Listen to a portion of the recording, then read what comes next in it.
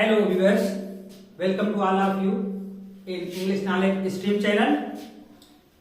आपका बहुत बहुत स्वागत है।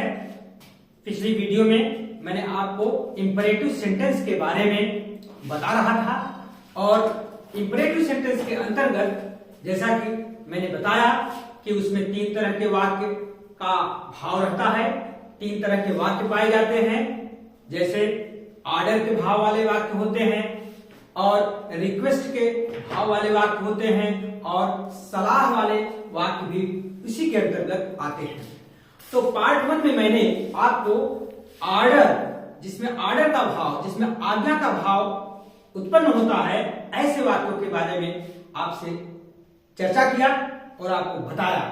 आज उसी क्रम में हम आगे बढ़ते हुए पार्ट 2 के अंतर्गत इंपरेटिव सेंटेंस के अगला जो भाव वाला सेंटेंस आएगा वो है आपका रिक्वेस्ट वाला, प्रार्थना सूचक। तो इंपरेटिव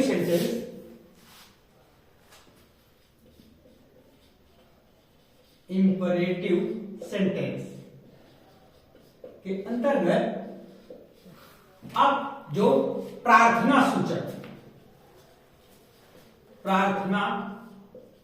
सूचक वाक्य,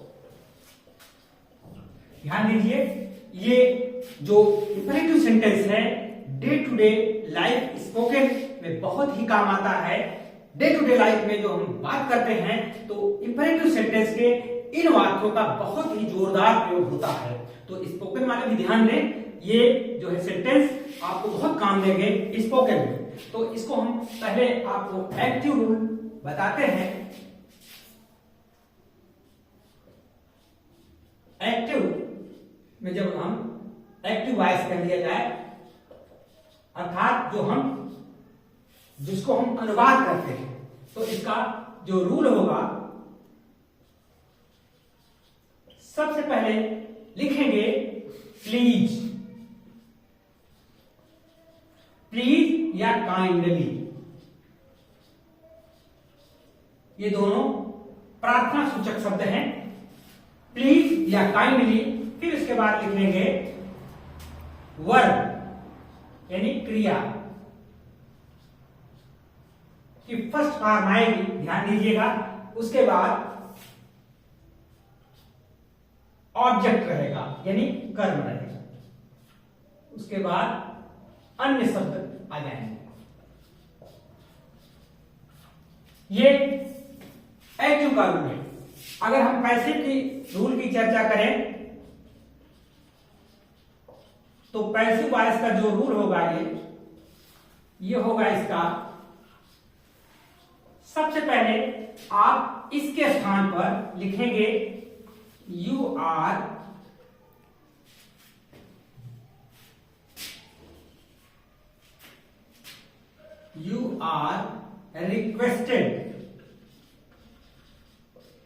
रिक्वेस्टेड टू। उसके बाद आप ये पूरा वाक्य जो रहेगा लिख देंगे, प्लीज और काइंडली को निकाल देंगे क्योंकि इसके स्थान पर यू आर रिक्वेस्टेड आ गया। अगर इसके स्थान पर यू आर रिक्वेस्टेड आ गया तो ये हट जाएगा। फिर पूरा वाक्य लिख देंगे।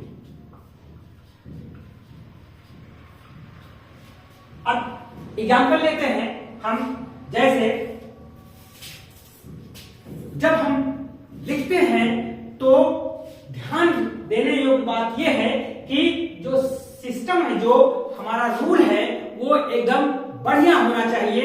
उसमें कोई इफ बट नहीं होना चाहिए। कोई भी कुछ चीज इसके अकॉर्डिंग ही लिखा जाना चाहिए। जैसे हम वाक्य लेते हैं, एग्जाम्पल, कृपया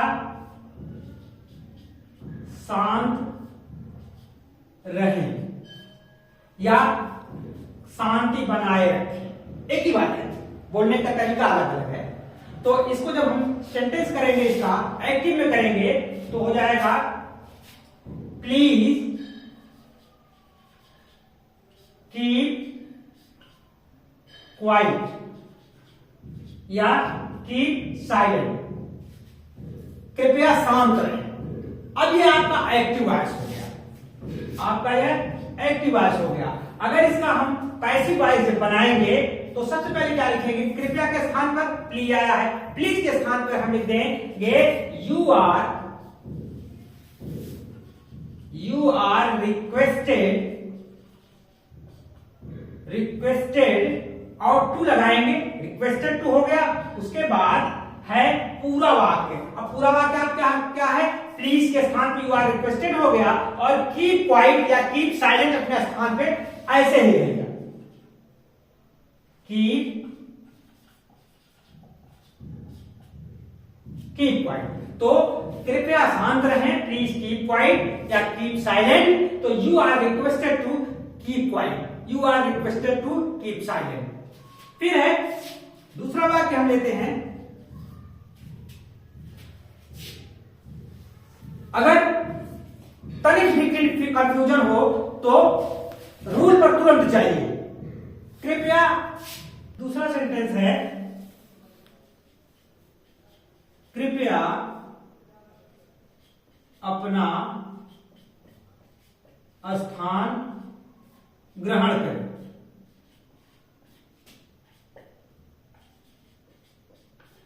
कृपया अपना स्थान ग्रहण करें। तो एक्टिव वॉइस जब इसका हम करेंगे, प्लीज टेक योर सीट,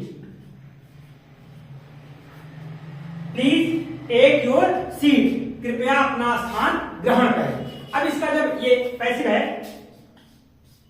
इसका हम ये एक्टिव हुआ, आपने अनुवाद किया, उसके बाद जब हम पैसिव लिखेंगे इसका तो फिर वही प्लीज के स्थान पर हो जाएगा, यही आपका रूल अप्लाई होगा, you are requested, you are requested to take your seat, पूरा वाक्य हम प्लीज को छोड़ देंगे, टू टेक योर सीट। तो इसका ये पैसिव वॉइस हो गया। तो आप हमेशा ध्यान दीजिए कि जो भी अगर प्लीज या काइंडली आए तो उसके स्थान पर भी हम यू आर रिक्वेस्टेड ही करेंगे। एक एग्जांपल और लेते हैं, कृपया मेरा आकस्मिक अवकाश स्वीकृत करें।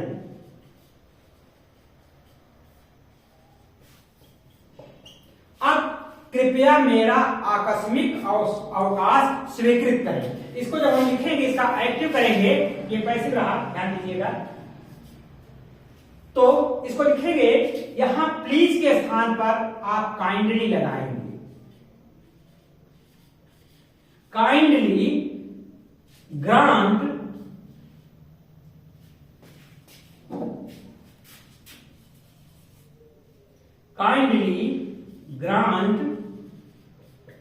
माई कैजुअल लीव।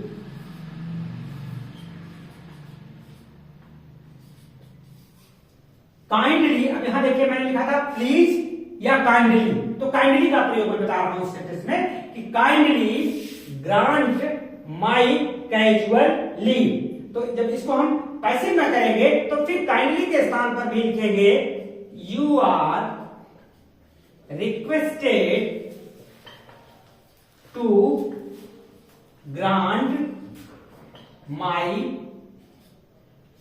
कैजुअल, ये मैंने लिख दिया सीएल, कैजुअल लीव।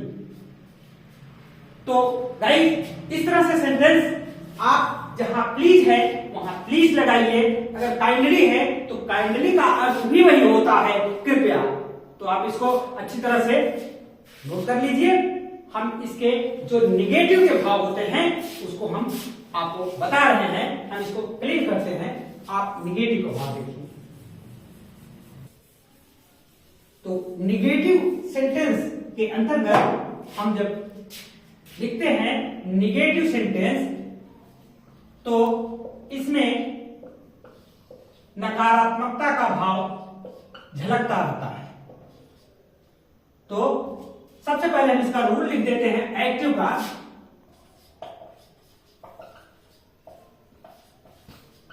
एक्टिव का इसका रूल क्या होगा, सारा रूल वही होगा इसमें, बस इसमें निगेटिविटी आ जाएगी, यानी इसमें डू नॉट हो जाएगा। जैसे एग्जांपल के लिए रूल देखें, रूल रहेगा सबसे पहले प्लीज या काइंडली, उसके बाद डू नॉट,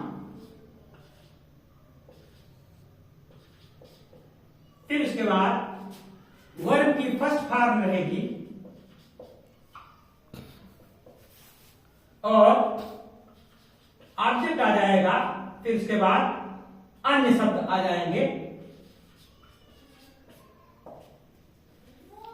अब इसी का जब हम पैसिव करेंगे तो पैसिव वॉइस का जो रूल होगा आपका,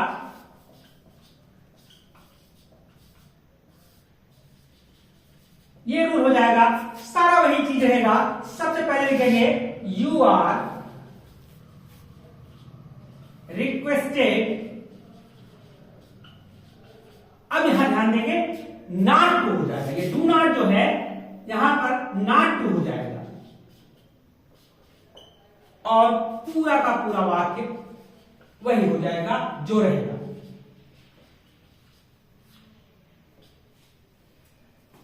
अब आप ध्यान दीजिए, अगर डू नॉट के स्थान पर कभी नहीं आता है तो नेवर का भी प्रयोग हो जाएगा। अब जैसे एग्जाम्पल लेते हैं, कृपया शोर न करें या शोर न मचाएं, अपना अपना अंदाज है कहने का। तो इसको जब हम एक्टिव वॉइस में करेंगे तो सबसे पहले लिखेंगे प्लीज, फिर डोंट पढ़ेंगे, डोंट डू नॉट या डोंट मेक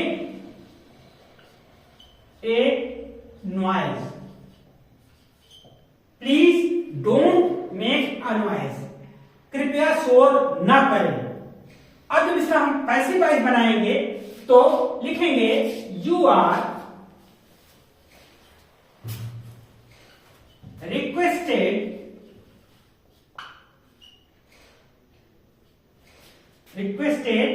अब not to make a noise, पूरा वाक्य यहां पर हम लिख देंगे।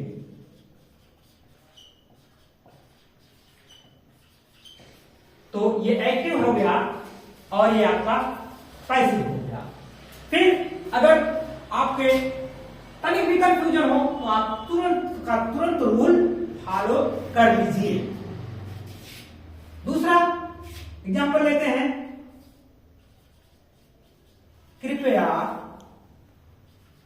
फूल ना तोड़ें।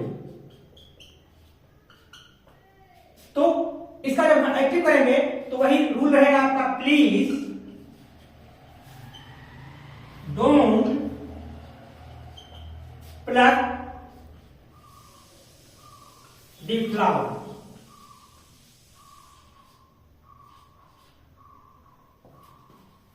तो प्लीज डोंट या do not plug the flower, कृपया फूल ना तोड़ें। आप जाते हैं कहीं गार्डन में जाते हैं, ऐसे विजुअल प्लेसों पर जाते हैं तो वहां देखते हैं बगीचे में लिखा रहता है कि फूल ना तोड़ें, कृपया फूल ना तोड़ें। तो ये सेंटेंस आपको उसमें बोलने में काम आते हैं। तो इसका हो जाएगा यू आर, फिर वही लिखेंगे you are requested not to plug the flower.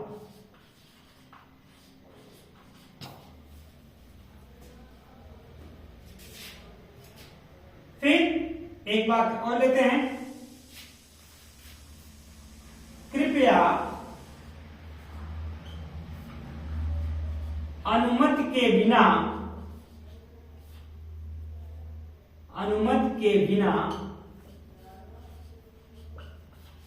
न छुएं।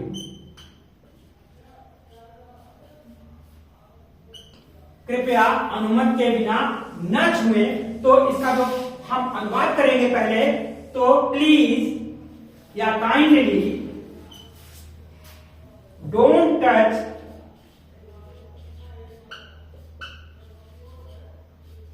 Touch without permission.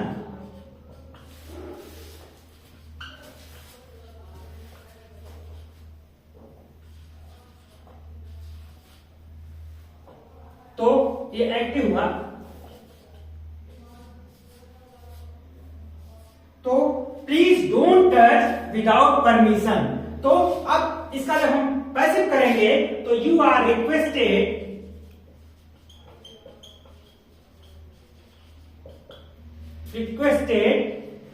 Not to touch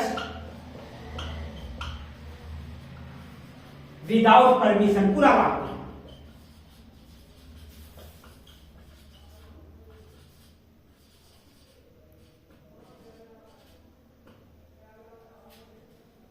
तो ये पैसिव हो गया।